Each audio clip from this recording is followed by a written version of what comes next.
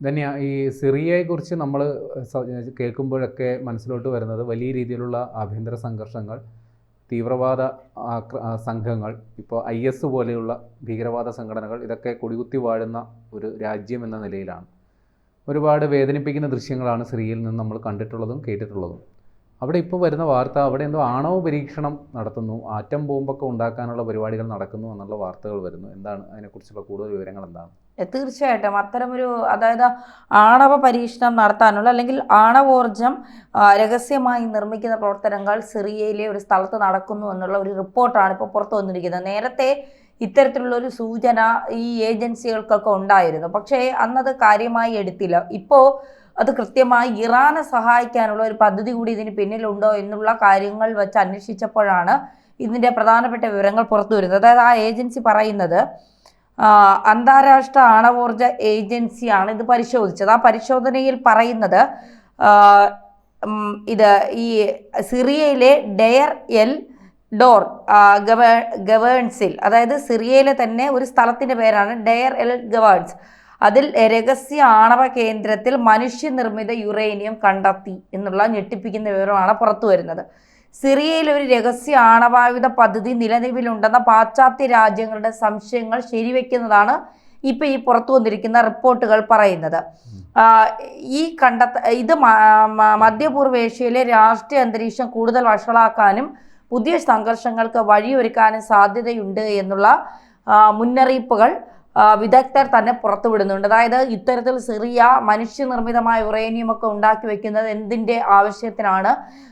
ഇത് വലിയ രീതിയിലുള്ള ഒരു ആഭ്യന്തര കലാപങ്ങൾക്ക് വരെ സാധ്യത ഉണ്ടാക്കുന്ന തരത്തിലേക്ക് ഇത് നീങ്ങില്ല എന്നൊക്കെയാണ് ജനങ്ങൾ ചോദിക്കുന്നത്.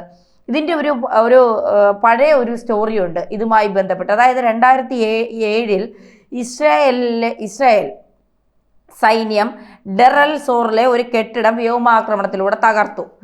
ആ സമയത്ത് അതൊരു ആണവ റിയാക്ടറാണെന്ന് പാശ്ചാത്യ രാജ്യങ്ങൾ ആരോപിച്ചിരുന്നു, ഇസ്രായേൽ തകർത്ത ഈ ഇപ്പോൾ യുറേനിയം സൂക്ഷിച്ചിരിക്കുന്ന സ്ഥലം.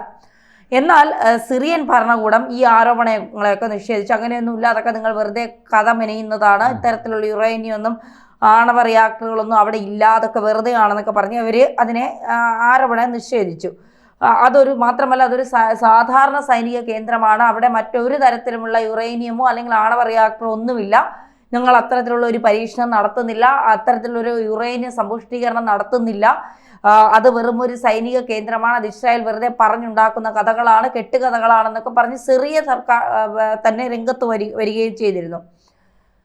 എന്നാൽ ഇപ്പോൾ IEA എന്ന് പറയുന്ന ഈ ആണവോർജ ഏജൻസി അത് കണ്ടെത്തിയ യുറേനിയം അവശിഷ്ടങ്ങൾ അന്നത്തെ സംശയങ്ങൾക്ക് ബലം നൽകുന്നു. ഈ കണ്ടെത്തലിന്റെ പശ്ചാത്തലത്തിൽ സിറിയയിൽ പ്രസിഡന്റ് ബഷാർ അൽ അസദിനെതിരെ മുൻകാല യുദ്ധക്കുറ്റങ്ങളുടെ പേരിൽ ഫ്രാൻസ് അറസ്റ്റ് വാറന്റ് പുറപ്പെടുവിച്ചിട്ടുണ്ട്. അന്ന് പറഞ്ഞതൊക്കെ കള്ളമാണ് എന്നും ഇപ്പോൾ കണ്ടെത്തിയ യുറേനിയത്തിന്റെ അവശിഷ്ടം അന്ന് കണ്ടെത്തിയ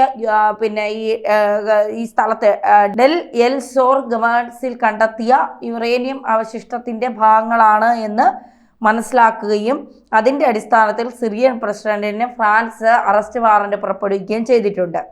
ഇനി ഇതിലൊരു സംഘർഷ സാധ്യത വർദ്ധിക്കുന്നുണ്ട്. ഈ യുറേനിയം സമ്പുഷ്ടീകരണമൊക്കെ ഇവർ നടത്തുമ്പോൾ അതിൽ ഒരു സംഘർഷ സാധ്യത എന്ന് പറയുന്നത് സിറിയയിലെ ഈ ആണവ കണ്ടെത്തൽ ആഗോള രാഷ്ട്രീയത്തിൽ വലിയ പ്രത്യാഘാതങ്ങൾ ഉണ്ടാക്കുമെന്നാണ് പറയുന്നത്. ഇതിൻ്റെ പ്രധാന സാധ്യതകൾ പറയുന്നത് ഇങ്ങനെയാണ്: പാശ്ചാത്യ രാജ്യങ്ങളുടെ സമ്മർദ്ദം, അമേരിക്ക, ഫ്രാൻസ്, ബ്രിട്ടൻ തുടങ്ങിയ പാശ്ചാത്യ രാജ്യങ്ങൾ സിറിയക്കെതിരെ ശക്തമായ അന്താരാഷ്ട്ര ഉപരോധങ്ങൾ ഏർപ്പെടുത്താൻ സാധ്യതയുണ്ട്.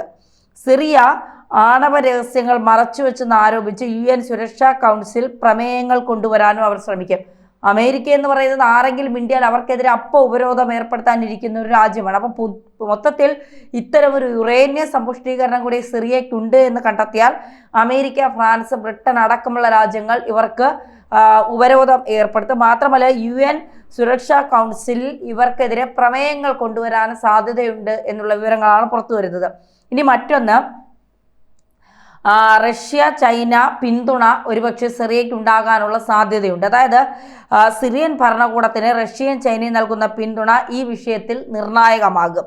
UN സുരക്ഷാ കൗൺസിൽ പാശ്ചാത്യ രാജ്യങ്ങളുടെ നീക്കങ്ങളെ റഷ്യയും ചൈനയും വീറ്റോ ചെയ്യാൻ സാധ്യതയുണ്ട്. ഇത് ആഗോള ശക്തികൾ തമ്മിലുള്ള പുതിയൊരു ശീത യുദ്ധത്തിന് വഴി തുറക്കും. റഷ്യയും ചൈനയും ഇതുവരെ അവരെ പിന്താങ്ങിയിട്ടുണ്ട്. ഇത്തരമൊരു യുറേനിയം സമ്പുഷ്ടീകരണം ആ രാജ്യത്തുണ്ട് എന്ന് കാണുമ്പോൾ അവിടെ ഇനി റഷ്യയും ചൈനയും ആ രാജ്യത്തെ പിന്തുണയ്ക്കുമ്പോൾ അതൊരു ആഗോള ശക്തിയെ തമ്മിലുള്ള പുതിയൊരു ശീത സമരത്തിന് വഴി തുറക്കാനുള്ള സാധ്യതയുണ്ട്. ഇനി ഈ സിറിയയുടെ ആണവ പദ്ധതികൾ ഇസ്രായേലിന് നേരെയുള്ള ഒരു ഭീഷണിയായി കണക്കാക്കപ്പെടുന്നുണ്ട്. പുതിയ തെളിവുകൾ ഇസ്രായേലിനെ വീണ്ടും സിറിയൻ കേന്ദ്രങ്ങളിൽ വ്യോമാക്രമണം നടത്താൻ പ്രേരിപ്പിക്കും. ഇത് മധ്യപൂർവേഷ്യയിൽ പുതിയൊരു യുദ്ധത്തിന് തിരികൊളുത്താനും സാധ്യതയുണ്ട്. ഇസ്രായേലിനെ ഒതുക്കുക എന്നുള്ളതാണല്ലോ ഇവരുടെ ഒരു മൊത്തത്തിലുള്ള ഇവരുടെ ഒരു ലക്ഷ്യമെന്ന് പറയുന്നത് ഇസ്രായേലിനെ തീർക്കുക എന്നുള്ളതാണ്. അതിനു വേണ്ടിയിട്ട് ഒരുപക്ഷെ ഈ ആണവായുധം ഉപയോഗിക്കാൻ സാധ്യതയുണ്ട് എന്ന് ഇസ്രായേലിന് മനസ്സിലായാൽ ഇസ്രായേൽ തിരിച്ചടിക്കും, അല്ലെങ്കിൽ ഇസ്രായേൽ കൃത്യമായി വ്യോമാക്രമണം നടത്തും. അത് മറ്റൊരു യുദ്ധതലത്തിലേക്ക് മാറാനുള്ള സാധ്യതയാണ് ഇപ്പോൾ ചൂണ്ടിക്കാട്ടുന്നത്. മാത്രമല്ല സിറിയയിലെ ഈ രഹസ്യ പദ്ധതിക്ക് ഇറാനുമായി ബന്ധമുണ്ട് എന്ന് പാശ്ചാത്യ രാജ്യങ്ങൾ സംശയിക്കുന്നുണ്ട്. ഇറാൻ സ്വന്തം ആണവ പദ്ധതിയുമായി മുന്നോട്ട് പോകുന്ന സാഹചര്യത്തിൽ സിറിയ ഇറാൻ കൂട്ടുകെട്ട് പ്രാദേശിക സുരക്ഷയ്ക്ക് വലിയ ഭീഷണിയായി മാറാൻ സാധ്യതയുണ്ട്. ഇവിടെയും ആണവം ഇപ്പോൾ 90% യുറേനിയം സമ്പുഷ്ടീകരണം ഇറാനിലെ നദാൻസിലും അതുപോലെയുള്ള ആണവ കേന്ദ്രങ്ങളിലൊക്കെ ഉണ്ട് എന്ന് കണ്ടെത്തിയിട്ടുണ്ട്. അപ്പോൾ അതുപോലെ തന്നെ അവിടെയും യുറേനിയം മനുഷ്യനിർമ്മിത യുറേനിയം സമ്പുഷ്ടീകരണം കണ്ടെത്തിയ സ്ഥിതിക്ക് ഇവർ രണ്ടുപേരും കൂടെ ഒന്നായിക്കൊണ്ട് ഇനി ഇസ്രായേലിനെ തകർക്കാനുള്ള വലിയ പദ്ധതികൾ ഉണ്ടാക്കുമോ എന്നുള്ളതാണ് ലോകരാജ്യങ്ങൾ തന്നെ ആശങ്കപ്പെടുന്നത്. മാത്രമല്ല സിറിയയിലെ ആഭ്യന്തര യുദ്ധവും അരാജകത്വവും കാരണം ആണവ വസ്തുക്കൾ ഭീകര സംഘടനകളുടെ കയ്യിലെത്താനുള്ള സാധ്യതയെക്കുറിച്ച് അമേരിക്കയും യൂറോപ്പും ആശങ്കപ്പെടുന്നുണ്ട്. ഇപ്പോൾ പ്രേംലാലായിട്ട് തുടക്കത്തിൽ പറഞ്ഞതുപോലെ സിറിയയിലേക്ക് ആടുമേക്കാൻ കുറേ ആളുകൾ ഇവിടുന്ന് പോയിട്ടുണ്ട്. ഭീകര പ്രവർത്തനങ്ങളിൽ ഏർപ്പെടാനും ഭീകരരാവാനും സ്വർഗത്തിലേക്ക് പോകാനും ഒക്കെ കുറേ ആളുകൾ പോയിട്ടുണ്ട്. അപ്പോൾ അതിൽ പലരും ഇപ്പോഴും ജീവിച്ചിരിപ്പുണ്ടെന്ന് പറയുന്നു, ഇല്ല എന്ന് പറയുന്നു. പലരും 5-6 കല്യാണം കഴിച്ച് ജീവിക്കുന്നു എന്ന് പറയുന്നു. കാരണം ഭീകര സംഘടനയിൽ പെട്ടുകഴിഞ്ഞാൽ പിന്നെ ഇവരുടെയൊക്കെ ജീവിതം എന്താണെന്ന് അറിയാം, പ്രത്യേകിച്ച് സിറിയ പോലുള്ള ഒരു രാജ്യത്ത്. അപ്പോൾ അമേരിക്ക ഭയപ്പെടുന്നത് ഇതൊക്കെ ഭീകരന്മാർക്ക് കൊടുത്തുകൊണ്ട് ലോകത്തെ തന്നെ ഇവർ തീർക്കുമോ എന്നുള്ള ഒരു തരത്തിലേക്ക് സിറിയ മാറുമോ എന്നുള്ള ഒരു ആശങ്കയാണ് അമേരിക്കയും യൂറോപ്യൻ രാജ്യങ്ങളും ഒക്കെ പങ്കുവയ്ക്കുന്നത്. മാത്രമല്ല ഈ സിറിയയിലെ ഈ ആണവ കണ്ടെത്തൽ മധ്യപൂർവേഷ്യയിൽ പുതിയൊരു സൈനിക രാഷ്ട്രീയ പ്രതിസന്ധിക്ക് തുടക്കമിട്ടേക്കാം. Israel, Iran, Syria, America, Russia, China തുടങ്ങിയ ശക്തികൾ നേരിട്ട് ഈ സംഭവവുമായി ബന്ധപ്പെട്ടിരിക്കുന്നതിനാൽ ഭാവിയിലെ നീക്കങ്ങൾ അതീവ ശ്രദ്ധയോടെയായിരിക്കും ലോകം വീക്ഷിക്കുക എന്നുള്ളതാണ് ഏറ്റവും പ്രധാനപ്പെട്ട ഒരു കാര്യമായി പുറത്തു വരുന്നത്. അതായത് ഈ സിറിയയിൽ കണ്ടെത്തിയ യുറേനിയം സമ്പുഷ്ടീകരണം ലോകത്തെ എങ്ങനെ ബാധിക്കും എന്നുള്ളതാണ് ഏറ്റവും പ്രധാനപ്പെട്ട കാര്യം. മാത്രമല്ല ഇത് ഭീകരരുടെ കയ്യിൽ കിട്ടിയാൽ അത് എത്രത്തോളം ലോകത്തിൻ്റെ സുരക്ഷയെ തന്നെ ബാധിക്കും എന്നുള്ള ഒരു ആശങ്ക അമേരിക്ക, യൂറോപ്പും ഒക്കെ മുന്നോട്ട് വയ്ക്കുന്നുണ്ട്. അതുകൊണ്ട് തീർച്ചയായിട്ടും ഇത് ഇസ്രായേലിനും ഒരു നെഞ്ചിടിപ്പുണ്ടാക്കുന്ന കാര്യം തന്നെയാണ്, ലോകത്തിനും നെഞ്ചിടിപ്പുളവാക്കുന്ന ഒരു കാര്യം തന്നെയാണ്.